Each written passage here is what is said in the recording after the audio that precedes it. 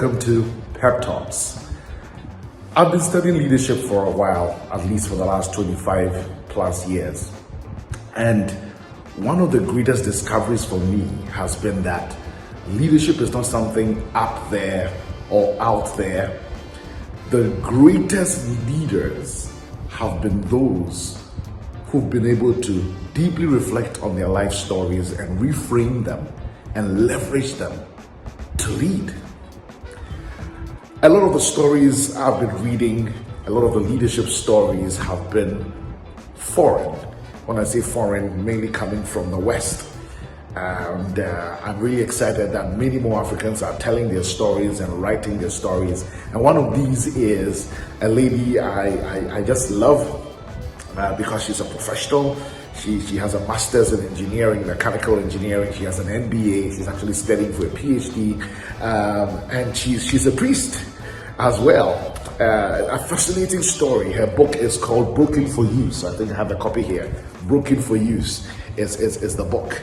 And very authentic, very vulnerable. Perhaps the most vulnerable Ghanaian book, or maybe even African book, autobio that I have read. And so I'm collaborating with her at Yaupebi. We are collaborating with that, and that's how she looks like. Isn't she lovely?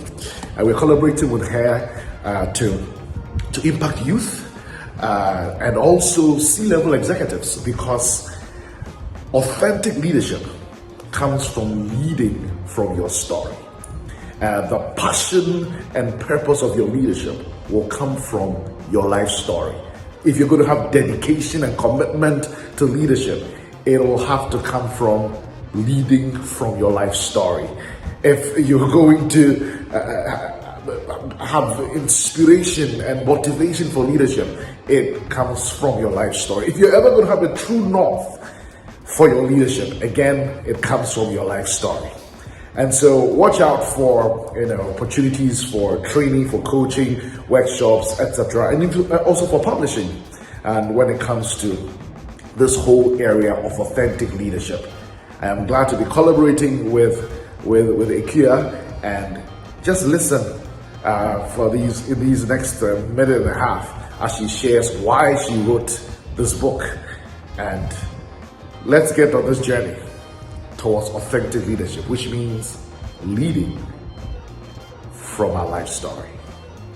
Take care. I wrote this book because when I was younger and struggling with my own insecurities and challenges, I didn't have a book to read. I didn't have anything to tell me that what I was going through was normal, that anybody had been through anything like this. And certainly not anyone my age who was talking about it from being that age.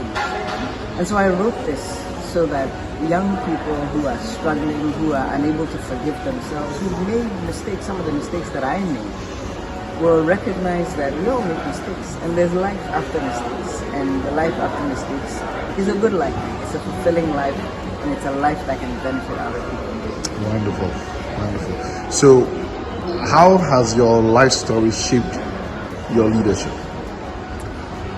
My life story and my leadership are inseparable. For me, I lead from a place of what I've experienced. And I want the young people to see that you're not talking to perfection. You are talking to a person who is giving you advice based on their own issues, their own mistakes that they have made and have overcome. So I lead from a place of authenticity, if you will, to say, look, I got it wrong, and now I've got it right. And if you got it wrong, you can get it right.